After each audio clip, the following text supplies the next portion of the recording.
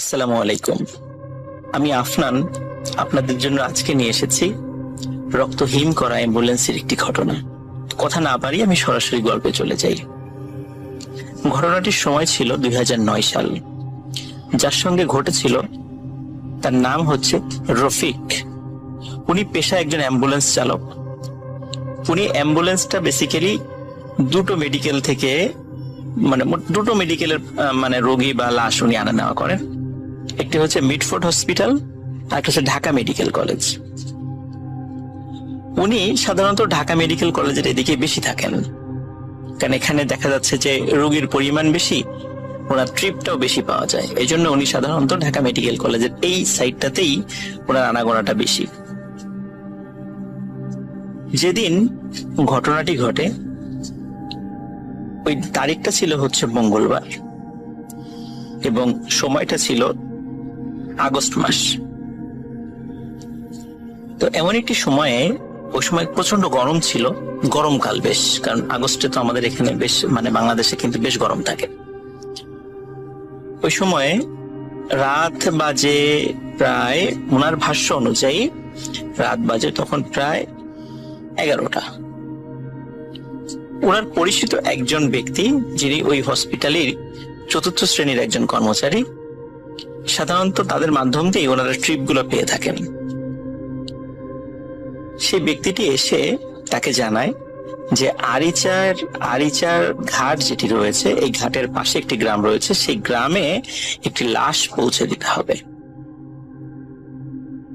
এখন তিনি জিজ্ঞেস করেন যে লাশের কি হয়েছিল, কিভাবে মারা গেল। তখন তারা বলে যে উনি এমনিতেই বার্ধক্যজনিত কারণে মারা গেছেন। তো এই কথা বলার পর উনি রাজি হয়ে যান এবং সাধারণত যে ভাড়া ওনারা ঠিক করেন অ্যাম্বুলেন্স চালকরা, দেখা যাচ্ছে ভাড়ার একটি অংশ যিনি এই ট্রিপটা এনে দেন তাকে দিতে হয়।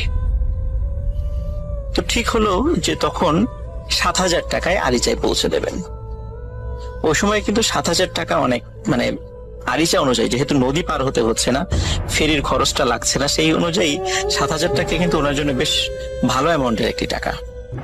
তো উনি রাজি হয়ে যান এবং 4র্থ শ্রেণীর কর্মচারীকে উনি 2,000 টাকা দেন এবং 5,000 টাকা উনি ওনার কাছে রাখেন। এরকম একটা শর্ত হয় আর কি। এবং ট্রিপ শুরু করার আগেই ফুল টাকাটা পেইড করে নিতে হয়। সাধারণত ওইখানে নাকি এইভাবেই সিস্টেমে এই ট্রিপ গুলো অ্যাম্বুলেন্সের যারা চালক তারা এরকম এই কাজটা করে থাকেন। কারণ অনেক সময় দেখা যায় লাশ নিয়ে বাসায় নামানোর পরেই সবাই লাশ নিয়ে ব্যতিব্যস্ত হয়ে যান, অ্যাম্বুলেন্সের কথা মনে থাকে না, চালকের কথা মনে থাকে না। এই জন্য ওঠার আগেই সাধারণত এই টাকাটা ওনারা পারতপক্ষে নিয়ে নেওয়ার চেষ্টা করেন। যখন লাশটি নিয়ে আসা হয়, লাশের সাথে 4 জন লোক ছিল, 3 জন পুরুষ এবং 1 জন মহিলা। গাড়িতে ওঠার পরপরই স্বাভাবিকভাবেই রফিক সাহেব উনি টাকা দাবি করেন এবং ওনারা কোনো ধরনের কোনো উচ্চবাচ্য ছাড়াই টাকাটা দিয়েও দেন। গাড়ি চলতে থাকে। রাত তখন প্রায় 1টা বাজে। রাত 1টার মধ্যে ওনারা মানিকগঞ্জ প্রায় পার হয়ে যাবেন এমন একটি সময়। তো হঠাৎ করে উথুলি নামক একটি জায়গা রয়েছে, এই উথুলি জায়গা থেকে সামান্য একটু পার হলেই হাতের বাম দিক দিয়ে পাটুরিয়া ঘাটের দিকে রাস্তা চলে গিয়েছে এবং সোজা রাস্তাটা চলে গেছে হচ্ছে আরিচা ঘাটের দিকে। এখন যেহেতু আরিচা ঘাট দিয়ে ওইভাবে ফেরি পার হয় না, এখন পাটুরিয়া ঘাট দিয়েই হয়। এই জন্য আরিচা ঘাটগামী ওই রাস্তাতে সাধারণত যানবাহন খুব কম চলাচল করে। দিনের বেলা তো কম চলাচল করে, রাতের বেলা তো কোনো কথাই নেই। যখন উথুলি নামক ওই জায়গাটাতে উনি আসছেন গাড়ি নিয়ে, হঠাৎ করে গাড়িতে একটি ঝাঁকুনি দেয়। সাধারণত ব্রেক করা ছাড়া যদি কোনো একটি গাড়ি স্পিড ব্রেকার পার হয়, ঠিক যেভাবে ঝাঁকি লাগে অমন একটি ঝাঁকি লাগে, একটি ঝাঁকি অনুভূত হয় গাড়িতে। তখন ঝাঁকি খেয়ে সাধারণত দেখা যাচ্ছে যে গাড়ির যাত্রীরা একটু কথা বলে ওঠেন যে এই আস্তে চালাও। তখন রফিক সাহেব দেখলেন যে না, ওনারা কোনো কথা বললেন না। এবং রফিক সাহেব একটা বিষয়টা খেয়াল করলেন যে যখন উনি তো এর আগেও এখানে আসছেন, ঠিক যে জায়গাটাতে গাড়িতে ঝাঁকি লেগেছে এখানে কোনো স্পিড ব্রেকার ছিল না, কোনো উঁচু জায়গা ছিল না, তাহলে হঠাৎ করে ঝাঁকি লাগলো কেন? উনি চিন্তা করেন হয়তো বা চাকার নিচে কোনো ইট বা শক্ত কিছু পড়েছিল, এই জন্য ঝাঁকি লেগেছে, উনি খেয়াল করতে পারেননি। উনি আর 7-5 ভাবেননি, উনি সোজা চলে যাচ্ছেন। তো উনি যখন আরিচার রাস্তা দিয়ে ঢোকেন, এই জায়গাটা কিন্তু খুবই নীরব। যারা ওই রাস্তায় কখনো চলাচল করেছেন, এমনকি দিনের বেলাতেও, তারা কিন্তু আপনারা জানেন যে রাস্তার দুই ধারে এখনো পর্যন্ত তেমন কোনো মানব বসতিই নাই। দীর্ঘ পথ কোনো মানব বসতি নেই, একদম ঘাটের কাছাকাছি গিয়ে গ্রাম রয়েছে, কিন্তু তার আগ পর্যন্ত রাস্তার দুই ধারে ওইভাবে কোনো আপনারা বসতি দেখতে পাবেন না। এখনো তো সামান্য কিছু হয়েছে, আগে তো সেটাও ছিল না। উনি যখন যাচ্ছেন, প্রায় 1 কিলোমিটার পার হওয়ার পর হঠাৎ করে একজন পুরুষ যাত্রী, যিনি ওই লাশের সাথে ছিলেন, তার আত্মীয়, উনি বললেন যে এই ড্রাইভার, গাড়ি থামাও। তখন রফিক সাহেব গাড়িটা থামিয়ে দেন। উনি ভাবেন এখানে হয়তোবা তাদের বাড়ি, এখানে হয়তোবা নামবে তারা। ওই ব্যক্তি রফিক সাহেবকে বলেন, আমরা লাশ নিয়ে এখানেই নামবো। রফিক সাহেব স্বাভাবিকভাবে গাড়ি থেকে নামেন, পেছনের যে ব্যাক ডালাটা আছে সেটা খুলে দেন এবং স্ট্রেচারে করে লাশটা নামান। নামানোর পরে রফিক সাহেব অবাক হয়ে দেখেন যে আশেপাশে কোনো ঘর বাড়ি নাই। তখন জিজ্ঞেস করলেন যে আপনাদের বাড়ি কোথায়? এখানে তো আশেপাশে ঘর বাড়ি দেখছি না, আপনার লাশ নিয়ে যাবেন কিভাবে? আপনাদের কোনো আত্মীয় স্বজন তো এখানে দেখছি না। তখন ওনাদের মধ্যে একজন বলেন যে সেই চিন্তা তোমাকে করতে হবে না, সেটা আমরা দেখব, তুমি চলে যাও। যেহেতু উনি আগে থেকেই টাকা পেয়ে গিয়েছিলেন, সুতরাং তার কোনো উচ্চবাচ্য ছিল না, এই জন্য উনি ওইখানে গাড়ি ঘুরিয়ে আবার ঢাকার উদ্দেশ্যে রওনা করেন। উনি যখন রওনা করছিলেন, রওনা করতে করতে ঠিক উথুলি যে স্ট্যান্ডটা, বাস স্ট্যান্ড যেটা আছে, সেখানে আসার পরে দেখলেন যে 4 জন লোক হাত ইশারা করে তাকে থামতে বলছে। উনি অবাক হয়ে দেখলেন যে এই 4 জন লোক তো সেই 4 জন লোক যাদেরকে উনি এই মাত্রই নামিয়ে দিয়ে এসেছেন, এবং তাদের সাথে একটি লাশও রয়েছে। উনি খুব অবাক হন, উনি গাড়ি থামান, উনি জিজ্ঞেস করেন কি ব্যাপার, আপনারা এখানে? আপনাদেরকে না একটু আগেই নামিয়ে দিয়ে আসলাম। তখন ওনারা বলেন, কি বলছেন আপনি? আপনি তো উথুলিতে আমাদেরকে নামিয়ে দিলেন, জোর করে আমাদেরকে নামিয়ে দিয়ে আপনি সোজা চলে গেলেন, এখন আবার ঘুরে আসছেন, আমরা এখন এই লাশটা কিভাবে নিয়ে যাব? রফিক সাহেব যতটুকু না অবাক হন, তার থেকে বেশি বিরক্ত হন যে আমি মাত্র নামিয়ে দিয়ে আসলাম তাদেরকে, অথচ ঘুরে আসার পরে তারা এখানে কিভাবে আসলো, আর এখন এসে বলছে আমি নাকি উথুলি বাস স্ট্যান্ডে তাদেরকে নামিয়ে দিয়েছি। যাই হোক, যেহেতু এটা একটা অবাক করার মতো বিষয় ছিল, উনি কিছুতেই মিলাতে পারছিলেন না যে একটু আগেই তো উনি নামিয়ে দিয়ে আসছেন, হঠাৎ করে এই ধরনের ঘটনা কেন ঘটলো। তো উনি 7-5 না ভেবে বলেন যে আচ্ছা ঠিক আছে, ওঠেন, গাড়িতে ওঠেন, আমি আবার আপনাদেরকে নামিয়ে দিয়ে আসছি।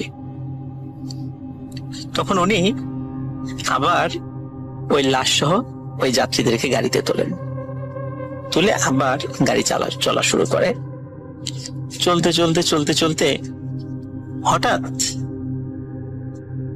একটি জায়গায় উনি চলে আসেন, সেই জায়গাটি যেই জায়গাটিতে একটু আগেই 4 জন ব্যক্তি সমেত লাশ নামিয়ে দিয়েছিলেন, এবং উনি দেখছেন যে এই 4 জন ব্যক্তি হাত ইশারা করে তাকে থামতে বলছে। উনি এবার ভয় পেয়ে যান যে কি ব্যাপার, তাহলে আমার গাড়িতে কে বসা? পিছন দিকে তাকিয়ে দেখেন গাড়িতে কেউ নেই। উনি প্রচন্ড ভয় পান, তারপরও গাড়ি থামান, যেহেতু এই জায়গাটাতেই উনি নামিয়ে দিয়ে গেছিলেন তাদেরকে। উনি জিজ্ঞেস করেন কি ব্যাপার, কি হয়েছে? তখন ওদের মধ্যে থেকে একজন বলেন যে আপনি আমাদেরকে এখানে নামিয়ে দিয়ে চলে গেলেন কেন? আমরা কি এখানে নামবো? এখানে নিয়ে আমরা লাশ নিয়ে কোথায় যাব? আমরা তো আরিচার পাশে যে গ্রামটি রয়েছে সেখানে যাব। রফিক সাহেব এবারও অবাক হন এবং বিরক্ত হন। তখন উনি বলেন যে আপনারাই বললেন যে এখানে নামিয়ে দিতে, আমি নামিয়ে দিলাম, আবার আমি ঘুরে চলে গেলাম, আবার আপনাদেরকে আরিচা থেকে এখানে নিয়ে আসলাম, এটা কি হচ্ছে? তখন তারা বলে কি ব্যাপার, আপনি আরিচায় আমাদেরকে পাবেন কোথায়? আমরা তো এখানে দাঁড়িয়ে আছি, আপনি তো আমাদেরকে জোর করে এখানে নামিয়ে দিয়ে গেলেন। তখন উনি বলেন, আমি আপনাদেরকে জোর করে কিভাবে নামাবো? লাশ সহকে কেউ জোর করে কাউকে নামায়? এভাবে ওনাদের সাথে তর্কাতর্কি হয়। যাই হোক, এক পর্যায়ে রফিক সাহেব বলেন, আচ্ছা ঠিক আছে ওঠেন, আপনারা কোথায় যাবেন আমি নামিয়ে দিচ্ছি। কিন্তু ওনার মনের মধ্যে কিছুতেই যে খচখচানি হচ্ছিল সেটা যাচ্ছিল না, যে এখানে আমি প্রথমে নামালাম, আবার চলে যাওয়ার পর পুতুলি বাস স্ট্যান্ডে তাদের সাথে দেখা, তারা বললো তারা নাকি পুতুলি বাস স্ট্যান্ডে তাদেরকে নাকি আমি নামিয়ে দিয়েছি। আবার তাদেরকে উঠিয়ে আনার পর এইখানে আবার তাদেরকে দেখছি, অথচ গাড়ির মধ্যে থেকে তাদের কাউকে দেখছি না। তাহলে তারা কোথায় গেল বা কি হচ্ছে আমার সাথে? উনি মনে মনে খুব ভয় পাচ্ছিলেন, কিন্তু যেহেতু উনি প্রায় 45 বছর বয়স ওনার ছিল রফিক সাহেবের, এবং মোটামুটি 20-22 বছর থেকেই উনি এই অ্যাম্বুলেন্স চালান। অনেক ঘটনা, ছোটখাটো ঘটনা এই অ্যাম্বুলেন্স চালাতে গিয়ে রাস্তাঘাটে ওনার সাথে ঘটেছে, একদম টুকিটাকি সেই জিনিসগুলো, কিন্তু এই ধরনের অদ্ভুত বিষয় ওনার সাথে কিন্তু কখনো ঘটেনি। উনি গাড়ি চালাচ্ছিলেন, প্রায় 1.5 কিলোমিটার যাওয়ার পর হঠাৎ একজন বলেন যে একটু গাড়িটা থামান।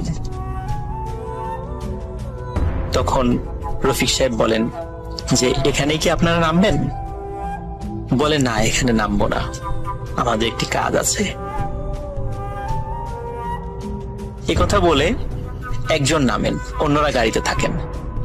এখন রফিক সাহেবের ওনার একটু প্রাকৃতিক ডাকে সাড়া দেওয়ার প্রয়োজন ছিল, তো উনি মাত্র কয়েক মিনিটের সময় নিয়ে উনি আবার গাড়ির কাছে ফিরে আসেন। কিন্তু অদ্ভুত ব্যাপার, গাড়িতে একজন মানুষও নাই, একজন মানুষও নাই। কোথায় গেল তারা? কিন্তু গাড়ির মধ্যে লাশ কিন্তু রয়েছে। রফিক সাহেব চিন্তা করছেন যে মাঝে মাঝে কিন্তু এরকম লাশ দিয়ে ধোকা দিয়ে অনেক সময় গাড়ি ছিনতাইয়ের ঘটনা ঘটে, ওনার সাথে সেই ধরনের ঘটনা ঘটছে না তো? তখন উনি চিন্তা করেন আসলে এই লোকটি মারা গেছে কিনা একটু চেক করে দেখি, এবং রফিক সাহেব সাহস করে গাড়ির ব্যাক ডালাটা খুলে লাশের হাতের পালস চেক করে দেখেন আসলে সত্যিই মারা গেছে। এবং লাশের উপরের কাপড়টা সরিয়ে দেখেন যে সেটা একটা পুরুষ মানুষের লাশ, বয়স 70 বা 80 হবে এমন বয়স। তো দেখে মনে হচ্ছিল উনি স্বাভাবিকভাবেই মারা গেছেন। তখন উনি চিন্তা করলেন যে আসলেই তো এটা লাশ, এখানে লাশ দিয়ে ধোকা দেওয়ার তো কিছু নাই, কিন্তু লোকগুলো কোথায় গেল? উনি অনেক ডাকাডাকি করার পরেও কোন লোককে দেখতে পেলেন না। ওদিকে উনি খেয়াল করছিলেন যে আরিচা ঘাট খুব বেশি দূরে নয়। তখন উনি চিন্তা করলেন যে যেহেতু কাউকে পাওয়া যাচ্ছে না, তাহলে আমি গাড়িটি চালিয়ে আরিচা ঘাটের কাছে চলে যাই, ওখানে গেলে হয়তো বা কোনো মানুষ পাবো, তাদের কাছে জিজ্ঞেস করলেই এই লোককে দেখালে বলে দিতে পারবেন যে উনি কোন বাড়ির বা কোন গ্রামের, হয়তো অনেকেই চিনবেন তাকে। এই চিন্তা করে উনি গাড়ি স্টার্ট দিলেন। গাড়ি স্টার্ট দেওয়ার পর উনি আরিচা ঘাটের কাছে চলে আসেন এবং দেখেন ওখানে বেশ 2-1 লোক, বিশেষ করে ওই যারা বাজারের যে পাহারাদার বা চৌকিদার, তারা সেখানে আছে। তখন গাড়ি থামিয়ে তাদের একজনকে ডাকলেন। ডাকার পরে বললেন যে আচ্ছা আপনি কি বলতে পারবেন এই যে ভিতরে আমার গাড়ির মধ্যে যে লাশ রয়েছে এটি আপনাদের এলাকার কার লাশ? তখন 2জন চৌকিদার খুব অবাক হয়ে রফিক সাহেবের দিকে তাকান, বলে যে লাশ কোথায়? লাশ? তখন এই যে আমার গাড়িতে। আপনার গাড়িতে তো কোনো লাশ দেখছি না। সত্যি রফিক সাহেব পিছন দিকে তাকিয়ে দেখেন গাড়িতে কোনো লাশ নেই। রফিক সাহেব মারাত্মক ভয় পেয়ে যান। ভয় পাওয়ার পরে ওই চৌকিদারকে সবকিছু খুলে বলেন যে এই ঘটনা ওনার সঙ্গে ঘটেছে। তখন চৌকিদার বলেন যে আমরা তো এই গ্রামের খুবই পুরাতন বাসিন্দা, এখানে এমন কোন লোক মারা গিয়েছে বলে তো আমরা জানি না। একথা শুনে রফিক সাহেব চিন্তা করেন হয়তোবা ওনারা জানেন না, এটা হতেই পারে। কিন্তু এই যে ঘটনাগুলো ঘটছিল এগুলো আসলে কেন ওনার সাথে ঘটছিল উনি কিছুতেই বুঝতে পারছিলেন না, কোনো হিসাব মিলাতে পারছিলেন না। উনি ওই দিন আর গাড়ি নিয়ে ঢাকায় যেতে পারেননি। উনি মানসিকভাবে খুব বিপর্যস্ত হয়ে পড়েন এবং ওনার ওই বিপর্যস্ততা দেখে আরিচা ঘাটের দুইজন চৌকিদার তারা তাকে গাড়িটা পার্কিং করার ব্যবস্থা করে এবং রেস্ট নেওয়ার জন্য তাদের যে বিশ্রামের যে জায়গাটা আছে সেটা ছেড়ে দেয়, বলে যে আপনি এখানে বিশ্রাম করেন। এবং বিশ্রাম করার পর সকালবেলা যখন উনি ওঠেন রফিক সাহেব, তখন আশেপাশে অনেক লোক আসে, সবাই কৌতূহল হয়ে তাকে প্রশ্ন করতে থাকেন যে আসলে কি ঘটনা ঘটেছিল। উনি আবারও সেটা খুলে বলেন। তখন একজন লোক বলেন যে হ্যাঁ, আমাদের পাশের গ্রামে একজন মুরব্বী মারা গিয়েছে, কিন্তু সে যতটুকু জানে যে রাত প্রায় 3টার দিকে তার জানাজা হয়েছে এবং জানাজা করার পর তাকে কবরস্থও করা হয়েছে এবং তাকে নাকি একটি মাইক্রোবাসে করেই নিয়ে আসা হয়েছিল। উনি খুব অবাক হন যে আসলে আমি তাহলে কার লাশ নিয়ে আসলাম। তখন উনি বলেন যে আসলে এই লাশের বাড়িটি কোথায় আমাকে দেখাতে পারবেন? তখন একজন লোক ওই বাড়িতে নিয়ে যায় তাকে। বাড়িতে নিয়ে যাওয়ার পর উনি লক্ষ্য করেন যে চারজন লোককে উনি নিয়ে এসেছিলেন, সেই 4জন লোক ওই বাড়িরই আত্মীয় স্বজন, কিন্তু এই 4জন লোক ওই ড্রাইভারকে চিনতে পারছে না কিছুতেই। তখন ড্রাইভার বললেন, বিশেষ করে রফিক সাহেব, যে আমি তো আপনাদেরকে কালকেই নিয়ে আসলাম, লাশের সাথে নিয়ে আসলাম, এই ঘটনা ঘটলো। তখন ওরা বললেন, না তো, আমরা তো আপনার গাড়িতে আসিনি, আপনার মাইক্রোবাসের কালার হচ্ছে কালো, আর আমরা যেই মাইক্রোবাসে এসেছিলাম সেটার রং সাদা, আমরা তো আপনার গাড়িতে আসিনি। তখন রফিক সাহেব চিন্তা করলেন যে তাহলে এই যে ওনাদের কাছ থেকে যে টাকাটা পেয়েছিল সে টাকাটা তখন ওনার পকেটে। তখন এই যে আপনারাই তো আমাকে টাকা দিয়েছেন। বলে, না তো, আমরা তো কোনো টাকা দিইনি আপনাকে। এবার আর রফিক সাহেব উনি ওনার সেন্সটা ধরে রাখতে পারেন না, উনি ওখানে আবার সেন্সলেস হয়ে পড়ে যান। ঘন্টাখানেক পর যখন ওনার জ্ঞান ফেরে, তখন রফিক সাহেব ওনার বাড়িতে ফোন করেন। ওনার বাড়ির থেকে লোক আসার পর সেই ব্যক্তি গাড়ি ড্রাইভ করে রফিক সাহেবকে ঢাকাতে নিয়ে যান এবং এই ঘটনার পর দীর্ঘদিন উনি অ্যাম্বুলেন্স চালাননি। পরে মানসিকভাবে সুস্থ হওয়ার পর আবার উনি অ্যাম্বুলেন্স চালান। উনি কিন্তু এখনো অ্যাম্বুলেন্স চালান। উনি